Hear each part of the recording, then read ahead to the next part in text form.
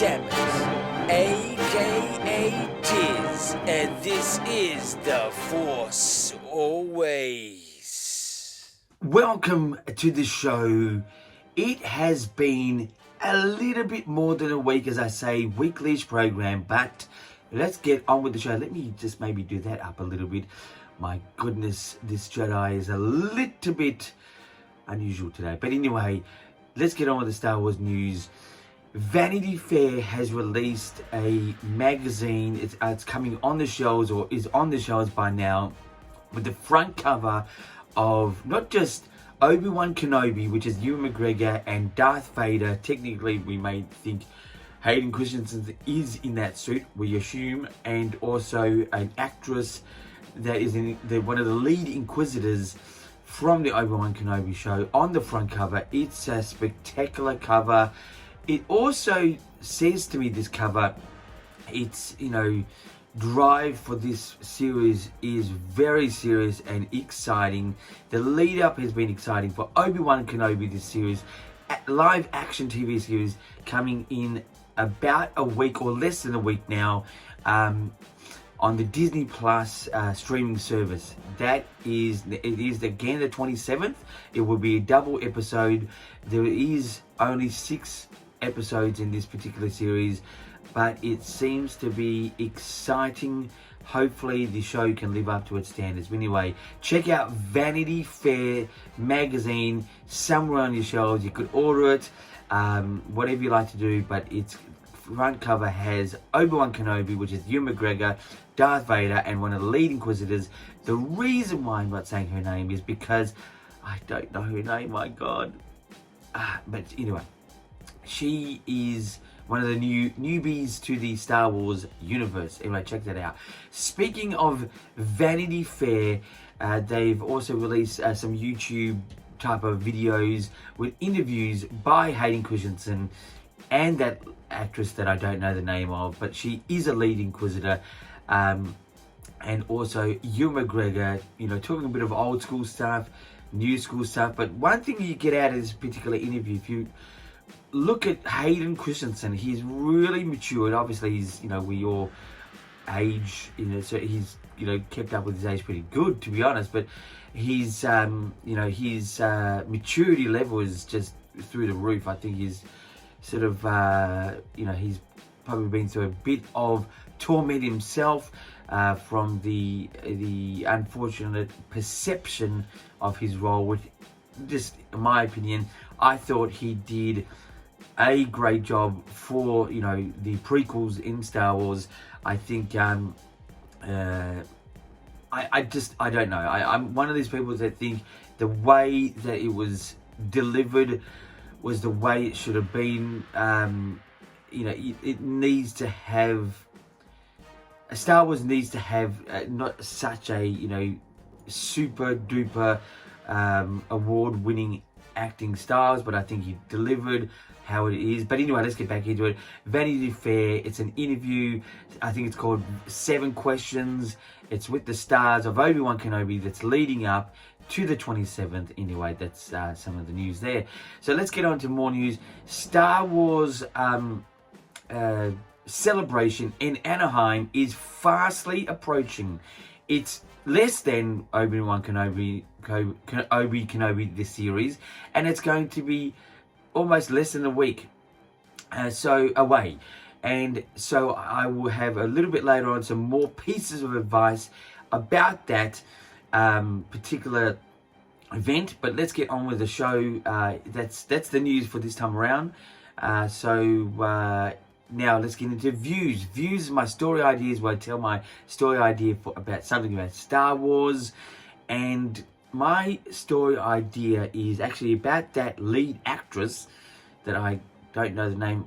The lead actor, one of the lead Inquisitors in the Obi-Wan Kenobi show. It has been heavily rumored that she will be a Jedi that's turned bad and becoming an Inquisitor. Is there a story in that? I think there is. I actually think if her role is really received well, I mean, it would have to unfortunately be, taken on as if it's been performed well. Is there a story in that? Of course there's a story, a Jedi gone bad. Only thing with that story is it's sort of been done before, where obviously we've had Anakin Skywalker, the character, go from good to bad. But what this story would offer is a real in-depth version of things. Something old with something new. I think that's Star Wars. Something old and something new in the storytelling idea. Jedi turn Inquisitor, obviously being bad. I think that's a great story. It could be a possible TV series. What budget it would have, I don't know. How serious the fans would take it, I don't know. Personally, I think it's great. But it's definitely something I'm not wanting on my top 5 list, if there's a top 5 list. It's definitely something I'd watch. I think it's a great idea.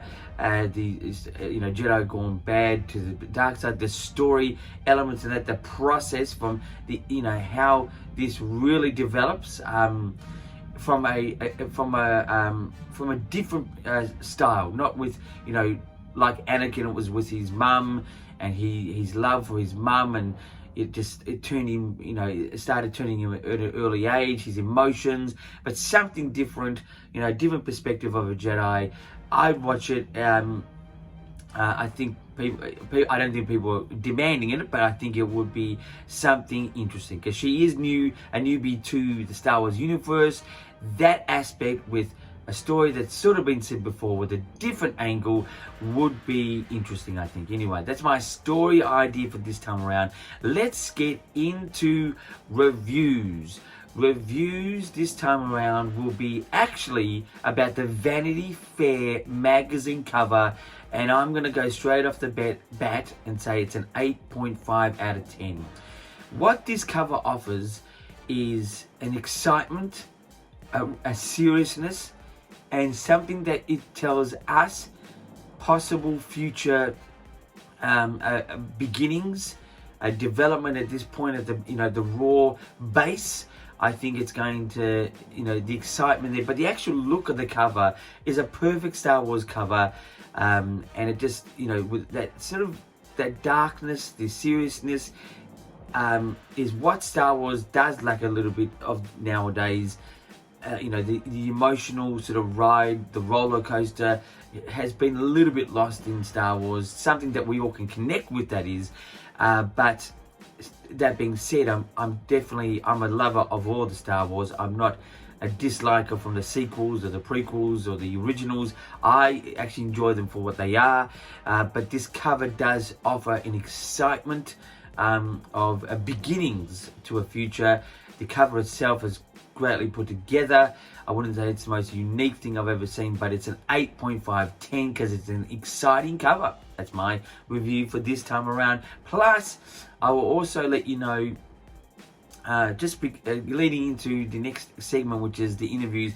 This here is my my lanyard that I got from Orlando in Star Wars Celebration. If you look closely, it's actually the Rebellion medal that they won in A New Hope, where Princess Leia gave to Han Solo and Luke Skywalker, but left poor Chewbacca out. But, funny enough, when I was in Chicago, I got a photo op with the original Chewbacca, and I actually got him to wear this. I said, look, I got him to wear this, and now you've got it. And he laughed, and it was great. It was a great little opportunity with that guy. 2 weeks later, unfortunately, he did pass away. But he, so this lanyard is a 10 out of 10. I did get the pins and stuff like the pins. It's a new thing, this pins for me. It's definitely a big Star Wars celebration thing. But the one little point that I got out of meeting Chewbacca was he did sort of, like, just before I got the photo, it was with my wife, and he sort of had some water and sort of went, like, after I had a drink of water, and then I said to him, "You are Chewbacca," and he laughed. It was just a little moment, but my God, I'll cherish it for the rest of my life, from that point to the rest. And it was thankful that I got to meet him before he unfortunately passed. I will say also, when we did see him there, the way he was sitting on the chair, he was sitting on a chair. He was in trouble. He was really not in a good way. He was seriously there for the fans, which is another aspect of this guy that I think should be celebrated. He was so much there for his fans, and I think his family was actually behind, some of his family behind the actual camera when we got the photo. And I just noticed this one particular lady, and she was just very emotional, especially when I put this lanyard thing around him, and the way I took upon him, the way I sort of laughed at his the joke that I took as him, sort of gargling after he had a drink of water. And she was very proud of him. You could see that, and a little bit, sort of emotional. I think they knew that he was on his last legs. He was definitely there for the fans. But anyway, that's my review. This was a 10 out of 10. This particular lanyard that I got from Orlando, but also to add the 10 out of 10, Peter Mayhew, which is his name, the original Chewbacca, 10 out of 10 for that guy. He was on his last legs. He was very in an awkward position sitting on that chair. You could tell he was in a bad way, but he was there for the fans. It was amazing. But anyway, that's my review this time around. Let's get into the interviews. It's 2 questions we'll ask myself for you guys out there, and it's going to be all about Star Wars Celebration. Okay, so first question is, in preparation for Star Wars Celebration, what should you do? The biggest thing you should do is get there as early as you can. Scope out the place and see where things are possibly are. Get a feel for it. I mean, you won't see much of Star Wars Celebration at that point in the form of, posters outside, and unless they've done it this time. I found that in Orlando they had the big sort of posters outside. You could see that, but the one in Chicago, you couldn't tell that if there was a Star Wars convention or not there. Just get there early, sort of get a feel of how far it is from your hotel, so you know how to get there quickly. You no doubt, if you're in a Star Wars hotel, like a Celebration hotel, there will be buses leaving at the front of the hotel. Just ask the reception about that. That's a really good, free, handy ride. Gets you there early, gets you there safely, and also on the way back as well.